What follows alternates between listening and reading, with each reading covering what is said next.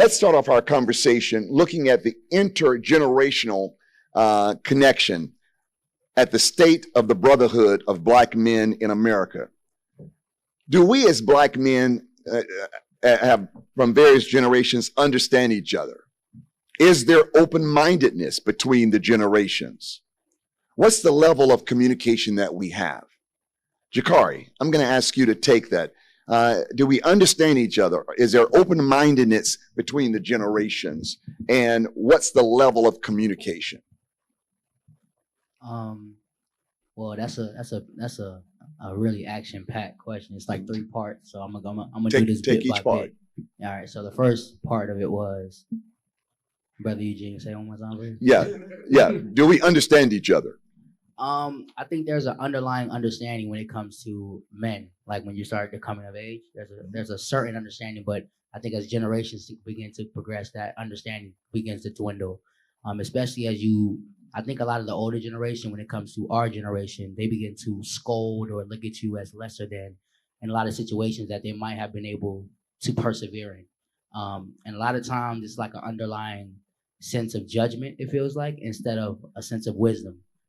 When it comes to the older generation of men talking down to their sons or the ones after them. And I think that what kind of gets misconstrued is that we're going through the same struggles, but we're going through it differently. For example, a lot of us had to experience COVID in our generation. The older generation didn't experience nothing like that. So I don't think they understand a lot of times what that does to a child or a young man mentally when they're going through these different situations and trying to be able to navigate them on their own. So I think that's the first thing when it comes to understanding. I think you have to put yourself in their shoes. But when you put yourself in the younger generation's shoes, don't look at it like I was 18 once, like I went through this, etc. I didn't have a problem. I just fought through it, because not everyone's the same as you, right? We all have different levels of willpower, and some of us need more love than than anything else. So the next piece of that is I'm going to ask you to answer what you feel, Kevin, on that issue, and then we'll go to the other parts. Do you feel that there's an understanding among the brotherhood intergenerationally?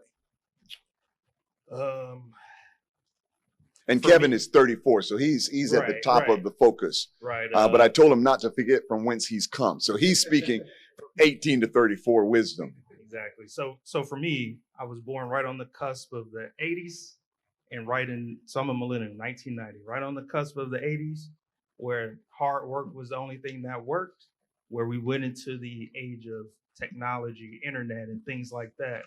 So I feel like because I have that identity of hard work is the only thing that works, mixed with working efficiently, I think what I've learned over time is the older generations believe in what's tangible. Is that going to get the job done? And for us in the newer generations, we believe in what's going to get it done the most efficient way, not so much as the easiest, but the most efficient way so that we can get the same results. So to answer your question, Eugene, is there an understanding? I feel like for Black men, the understanding comes with communication. Are you able to communicate what you want and how you're going to get to that point to the older generation? And from older generation to the younger generation, do you have the ability to give them grace to make the mistakes, to get through it, to grow through it? So for me, it's yes. Communication is the best thing that allows us to connect. If this was 5 years ago, I would say no. But given the state of where we are as Black men in 2024, I've started seeing a lot of collaboration more. And I think because of that, we've been able to help push each other up. And you guys have been allowing us to stand on your shoulders. So. Thank you.